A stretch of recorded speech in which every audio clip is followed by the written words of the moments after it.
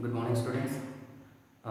In some previous classes in Life Plus, we started the fifth chapter of class 10, that is the periodic classification of elements.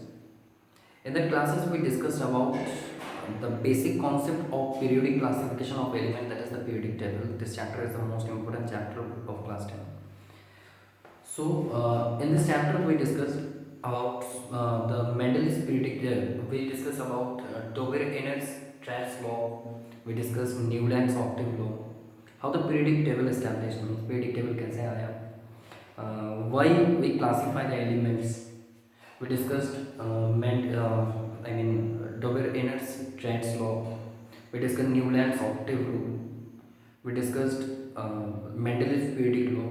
We also learned the drawbacks of Mendel's periodic table. We learn how to find an element in Mendel's periodic table. There is a shorter form of periodic table and it is given in your book. We also learned that how Henry Moseley, he solved the problems which arise in Mendel's periodic table, and how he invented the modern periodic table. What was the modern periodic law? The physical and chemical properties of elements are the periodic function of their atomic number. He replaced the word atomic mass in Mendel's periodic law and converted it into atomic number, and hence we got the modern form of the periodic table, that is the modern periodic table having 7 periods and 18 groups. We already discussed how to identify the position of an element, how to identify the position of an element, or how to find the position of an element if the atomic number is known. From the electronic configuration, we can find the position of an element in modern periodic table as well as in Mendel's periodic table. We also discussed about a very important topic which is not given in NCERT book here. There is the writing of name, IUPAC name of an element. The writing the IUPAC name of an element having atomic number more than 100. So we'll learn up to this in the last previous classes, and more video were provided on these topics.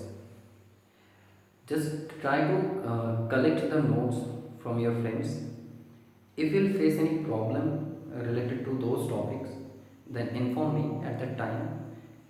I will try to help you by providing the videos. So here we are starting after the discussion of that topics.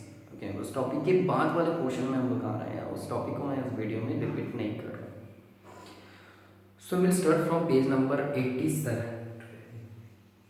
Page number 88. Okay, here it is. We'll discuss the traits in properties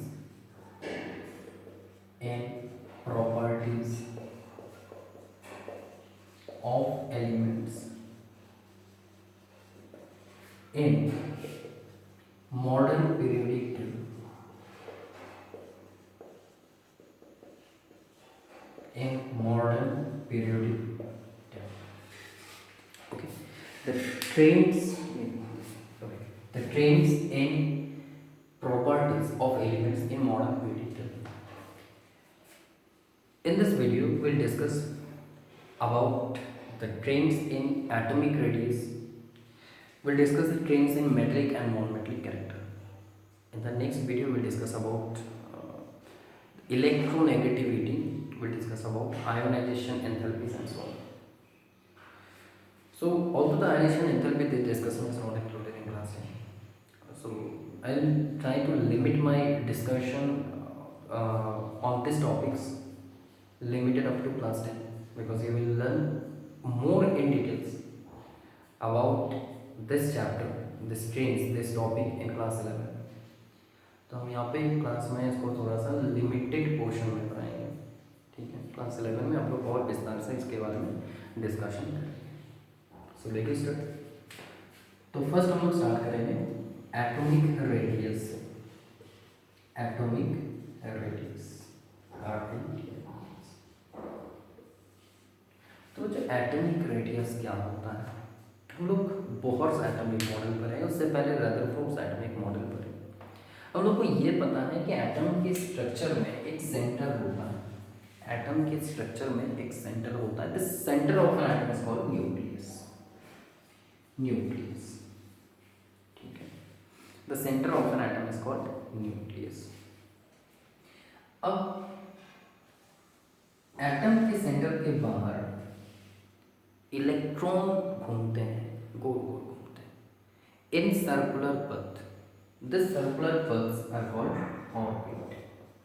this circular paths are called orbit. In orbits, the electrons revolve around the nucleus.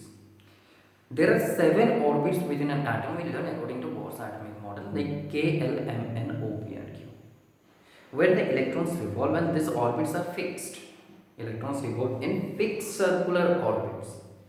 Okay, where the energy of the electron is fixed, where the velocity of the electron is fixed, where the radius of the atom, where from within how much distance from the nucleus we'll get the electron. This all are fixed. We learn that is according to Bohr's atomic model. Right? Next one, so atom may contain its electron in more than one shell. Okay, or you can say in more than one orbit. Like if we take this example, lithium atomic number 3, its electronic configuration is 2,1.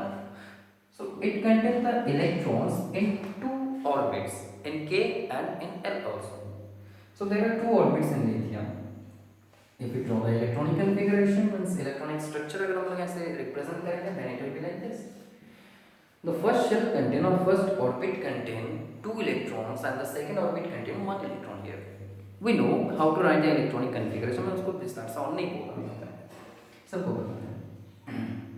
Now the last shell which contain electron, last shell of an atom which contain electron is called valence shell. The last shell which contain electron is called valence shell. And the electron which is present in valence shell is called valence electron. Okay. The electron which is present in the valence shell of an atom is called valence electron. The distance between nucleus and valence electron, देखो आप, distance between nucleus and valence electron, I can say valence shell, nucleus और valence shell का जो distance होगा, that will be atomic radius.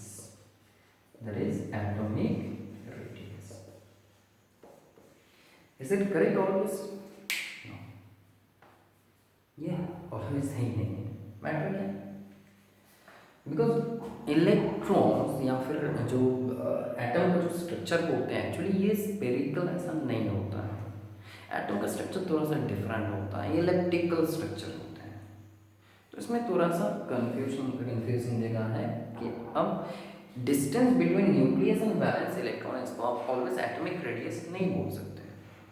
ठीक है, class 10 level में तक चलो ठीक है, मान लेते हैं. नाउ इसको थोड़ा सा अच्छे से सीखते हैं. हम लोग एटॉमिक रेडियस को कैसे निकालते हैं. Let's discuss. We are taking 2 atoms. देखो, we are taking 2 atoms which are bonded to each other. Okay, 2 bonded. We know atoms cannot exist independently. Atoms combine with each other.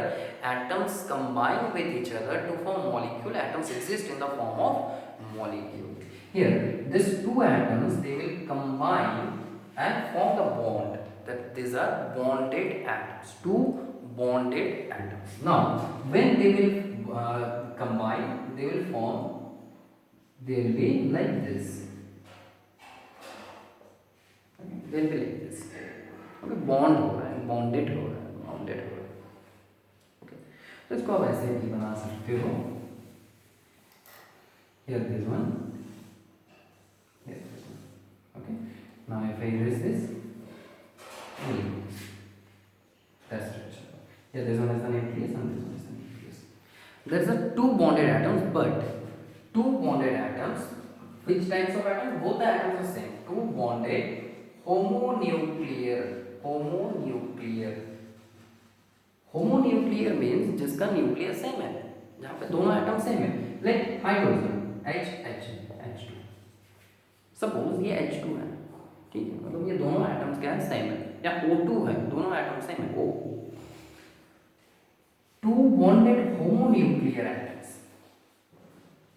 Homonuclear diatom. अच्छा, two bonded atoms यहाँ पे कर देते हैं और यहाँ पे ब्रैकेट में करेंगे होमोन्यूक्लियर डाइएटमिक मॉलिक्यूल। होमोन्यूक्लियर, जहाँ पे दोनों न्यूक्लियर सेम है, इसको ऐसे लिखें, टू बॉन्डेड एटम्स लेंगे, होमोन्यूक्लियर किसका, होमोन्यूक्लियर डाइएटमिक मॉलिक्यूल। ठीक, अब इनका जो इंटरन्यूक्लियर डिस्टेंस होगा, लोग internuclear distance, okay, that is internuclear distance, ठीक है। तो ये सेंटर का डिस्टेंस, दो सर्कल का सेंटर का डिस्टेंस जो टच है एक दूसरे के साथ, उसको क्या बोलते हैं, डायमीटर। और डायमीटर का हाफ होता है रेडियस, है ना, डायमीटर का हाफ होता है रेडियस। तो इसको अगर हम लोग हाफ कर देंगे, मीन्स लाइक दिस, ठीक है, ये लिए ऐसे लिए दिस डिस्टेंस डायमीटर, और इसको हाफ करेंगे, that will be atomic radius. So what you can say about atomic radius, that is half of internuclear distance in between two bonded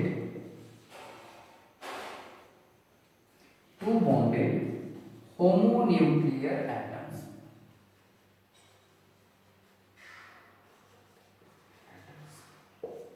That's the actual definition. Okay, that is atomic radius. तो internuclear distance in between two bonded homonuclear atoms का जो internuclear distance होगा उसका half हो जाएगा atomic radius.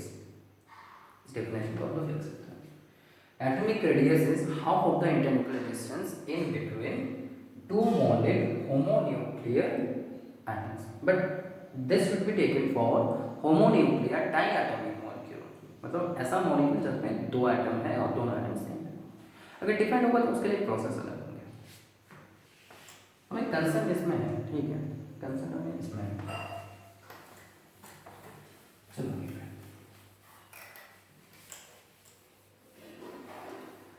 तो atomic radius समझ में आ गया कि एटॉमिक रेडियस क्या होता है। एटॉमिक रेडियस का यहाँ पे डिफरेंट क्लासिफिकेशन होगा कि यहाँ पे जैसे मेटलिक रेडियस हो गया या फिर मेटलिक कोवेलेंट रेडियस हो गया, वैन डर वाल्स रेडियस हो गया, ठीक है, उसको उतना डिटेल्स में मैं नहीं पढ़ा रहा हूँ, ठीक है। हम लोग जस्ट नॉर्मल करेंगे एटॉमिक रेडियस, ठीक है, एटॉमिक रेडियस। अब एक बात समझो, अब इसको अपने दिमाग में ऐसे रखो कि न्यूक्लियस और वैलेंस इलेक्ट्रॉन का डिस्टेंस, ठीक है, जो अभी मना कर रहे थे उसी को एट प्रेजेंट दिमाग में रखो, आपको कैलकुलेशन में सुविधा होगा, समझने में सुविधा होगा, ठीक है, but that's not the definition सिखा दी, ठीक है, लेकिन अब दिमाग में सुविधा के लिए अपने हिसाब से अब उसको थोड़ा सा दिमाग में रखो। देखो समझो, बात क्या है कि न्यूक्लियस और वैलेंस इलेक्ट्रॉन, वैलेंस इलेक्ट्रॉन है नेगेटिव, न्यूक्लियस है positive, we know that opposite charge attract each other. तो न्यूक्लियस अट्रैक्ट कर रहा है वैलेंस इलेक्ट्रॉन या फिर वैलेंस शेल, ऐसे ही याद रखना, प्रोसेस बोल रहा हूँ मैं, कॉन्सेप्ट नहीं एकदम पुराना। न्यूक्लियस अट्रैक्ट कर रहा है वैलेंस इलेक्ट्रॉन को या वैलेंस शेल में जो इलेक्ट्रॉन्स है उसको। अब अगर न्यूक्लियस और वैलेंस इलेक्ट्रॉन के बीच का अट्रैक्शन ज़्यादा होगा तो वैलेंस इलेक्ट्रॉन न्यूक्लियस के पास आएंगे, डिस्टेंस कम हो जाएगा, एटॉमिक रेडियस कम हो जाएगा। व्हाट आई एम सेइंग, अब एक पत्थर लिए, रस्सी से बांध दिए उसको, ठीक है, एक पत्थर लिए हो और उसको रस्सी से बांध, इस पत्थर को अगर अपने तरफ खुद के तरफ ज़्यादा जोर से खींचेंगे तो क्या होगा, पत्थर आपके पास आएंगे। तो पत्थर के साथ आपका जो डिस्टेंस है ये डिपेंड कर रहा है किस चीज़ के ऊपर, कैसे। अब पत्थर को ऐसे रस्सी में बांध कैसे घुमा दिए तो एक सर्कल बन गया, ठीक है। अब पत्थर को आप अंदर की तरफ खींच रहे हो, ये घूम रहा है, इस कंडीशन में नहीं, नॉर्मल ऐसे रख दिया तो उस कंडीशन में खींच रहा है। अगर हम लोग अंदर की तरफ खींचेंगे तो वो पास आएगा, डिस्टेंस कम होगा, राइट। डिस्टेंस कम होगा, जितना ज़्यादा आप खींचोगे उतना पास आएगा, उतना डिस्टेंस कम हो जाएगा। अब इस डिस्टेंस को आप समझ जाओ एटॉमिक रेडियस, और खुद को समझो न्यूक्लियस। तो न्यूक्लियस और पत्थर को समझो वैलेंस इलेक्ट्रॉन, खुद को समझो न्यूक्लियस, पत्थर को समझो वैलेंस इलेक्ट्रॉन, रस्सी को समझो radius, atomic radius. Now if we attract the stone towards yourself more, what will happen? It will come closer to you, the distance will be distance will decreases, right? तो distance कम हो जाएगा। वही बात है यहाँ पे कि अगर न्यूक्लियस वैलेंस इलेक्ट्रॉन को अपने तरफ खींच रहा है, अगर ज़्यादा खींचे तो वैलेंस इलेक्ट्रॉन न्यूक्लियस के पास आएंगे, डिस्टेंस कम हो गया, ओके, डिस्टेंस कम हो जाएगा, मतलब तो पास आ गया, यहाँ पे आ गया, डिस्टेंस कम हो गया, एटॉमिक रेडियस कम हो गया, छोटा हो गया atom, size of the atom decreases, ठीक, size of the atom decreases.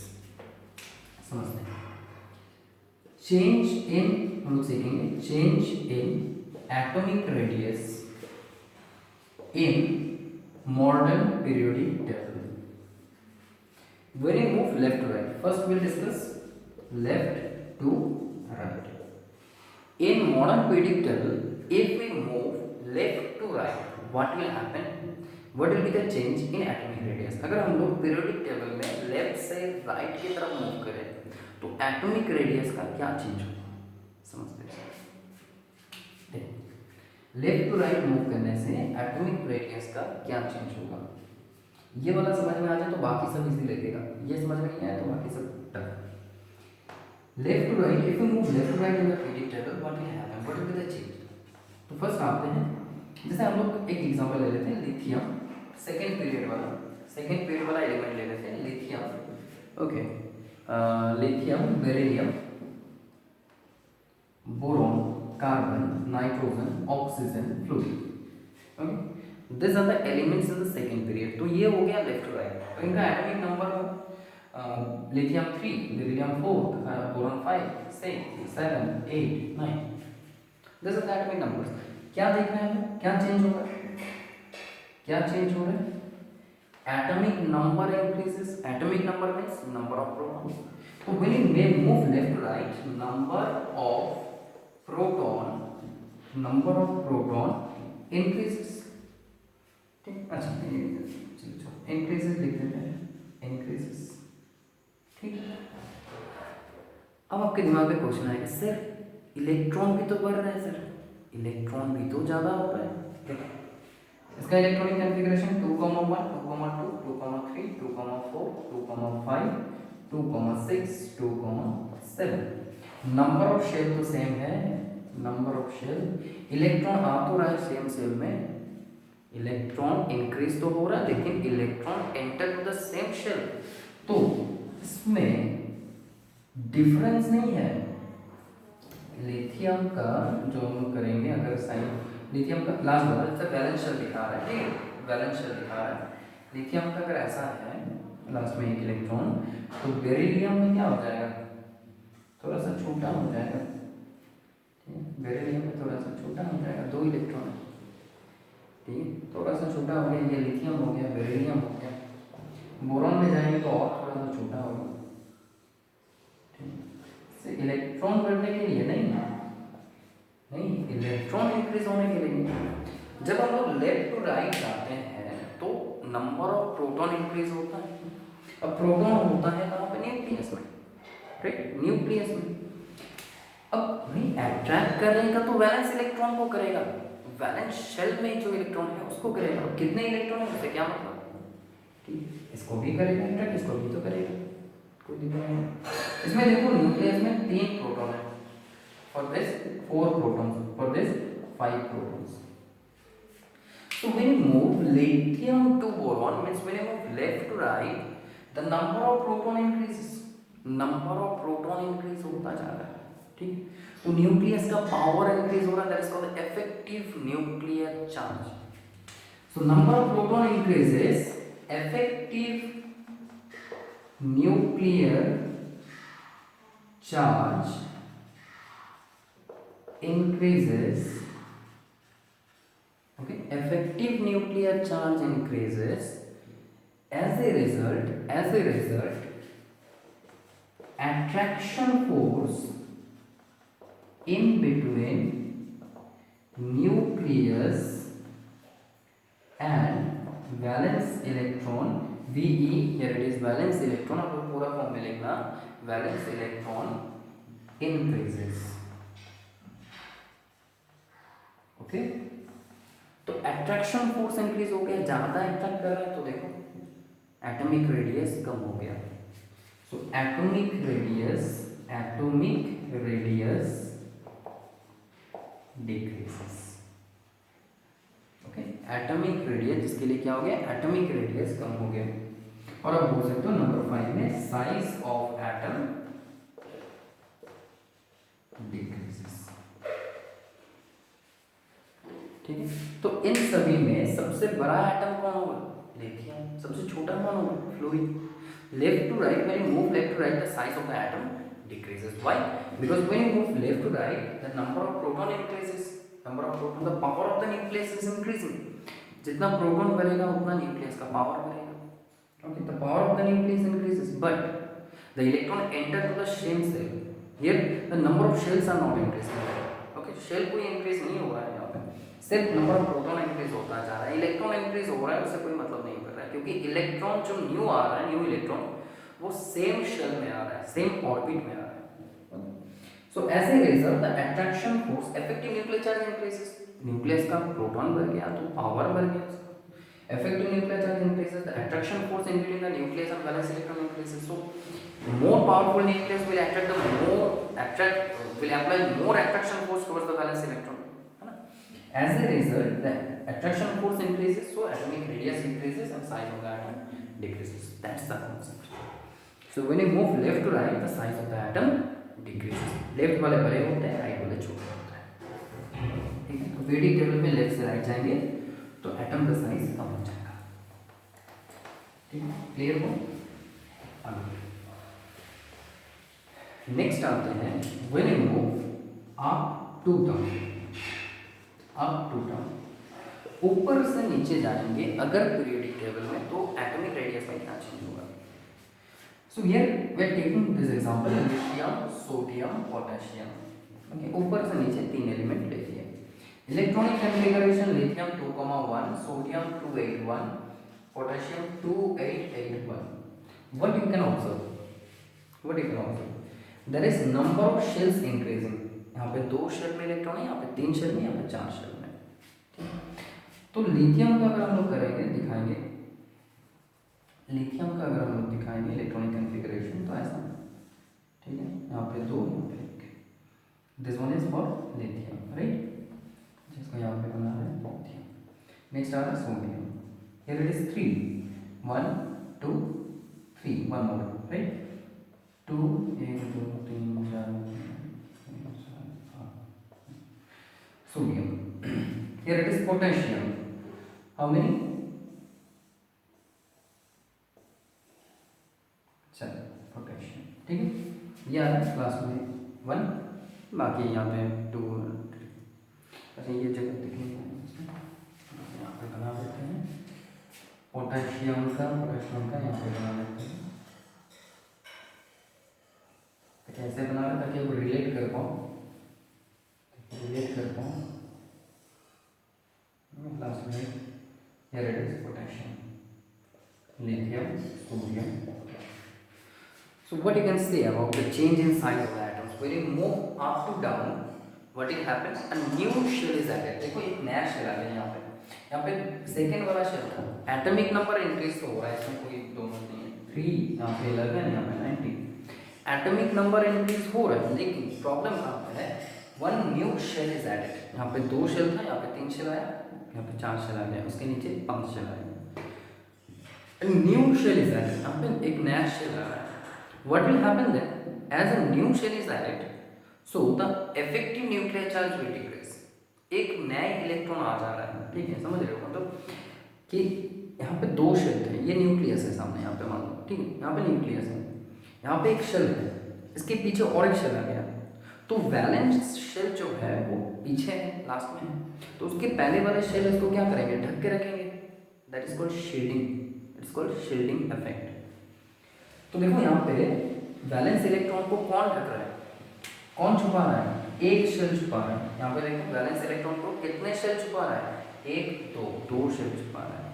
यहाँ पे वैलेंस इलेक्ट्रॉन एक दो तीन शेल छुपा रहा है। तो जितना छुपाएगा ये तो एंटर करेगा इन तीनों को क्रॉस करके ना। यहाँ पे इस वैलेंस शेल को, वैलेंस इलेक्ट्रॉन को अट्रैक्ट करेगा सिर्फ एक को क्रॉस करके। अब बोलो मुझे कहाँ पे अट्रैक्शन ज़्यादा होना चाहिए, कहाँ पे अट्रैक्शन ज़्यादा होना चाहिए, ऑब्वियसली यहाँ पे तो सिर्फ एक को क्रॉस करके अट्रैक्ट करना है, राइट। किसी एक के ऊपर से जाके, मतलब आप खेल रहे हो, क्रिकेट खेल रहे हो ना, अब किसी के घर में बॉल घुस गया, ठीक है, तो आप किसी एक को क्रॉस करके बॉल को लेके आना है। एक लोग, मतलब यहाँ पे कुछ लोग सोए हुए हैं, अगर उस कॉर्नर में बॉल चलाएंगे, एक लोग सोए हुए हैं, तो आप एक को क्रॉस करके जाओगे तो उस बॉल को पकड़ के लेके आ जाओगे, नहीं बढ़िया है, ठीक है, नो प्रॉब्लम। एक को क्रॉस करना है। अगर दो लोग हैं तो दोनों को क्रॉस करना और डिफिकल्ट हो गया, तीन को क्रॉस करना और डिफिकल्ट हो गया। तो मतलब जितने शेल होंगे इसको अट्रैक्ट करना थोड़ा सा डिफिकल्ट हो जाएगा। So when the new shell is added, the attraction force decreases. Attraction force decreases. Number 1.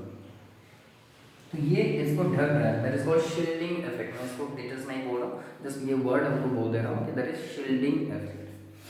When you move up to down in the periodic table, number of proton increases.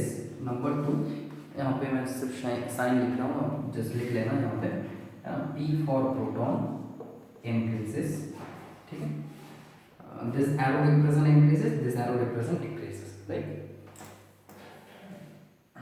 Number of proton increases, but a new shell is added.